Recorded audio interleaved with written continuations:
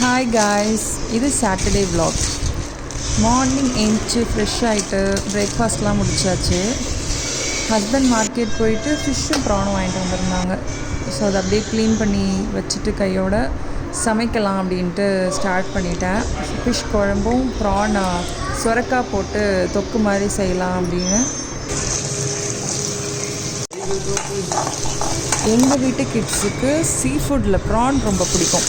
So every week வந்து கண்டிப்பாக PRAN சமையல் ஒன்று இருக்கும் அவங்களுக்கு.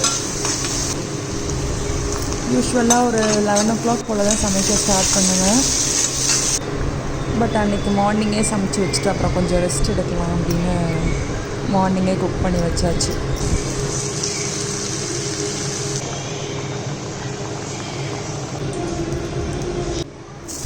ஒரு 2 பீஸ் ஃபிஷ் மட்டும் ஃப்ரை பண்ணி வச்சேன். இப்போலாம் நாங்கள் ஃபிஷ் ஃப்ரை வந்து அவாய்ட் பண்ணிடுறது, மேக்ஸிமம் எடுத்துக்கிறது இல்லை. ரொம்ப ரேராக ஒரு 1 or 2 பீஸ் மட்டும் ஃப்ரை பண்ணி சாப்பிட்றது.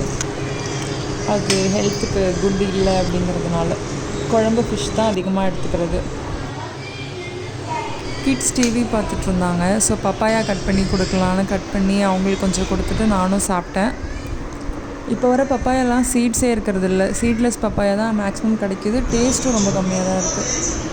அப்படியே நாங்கள் லன்ச் சாப்பிட்டுட்டு அப்படியே ரெஸ்ட் மோட் போயிட்டோம். உங்கள் வீட்டில் சாட்டர்டே என்ன லன்ச் செஞ்சீங்கன்னு கமெண்ட் பண்ணுங்கள். ஓகே, தேங்க்ஸ் ஃபார் வாட்சிங். பாய்.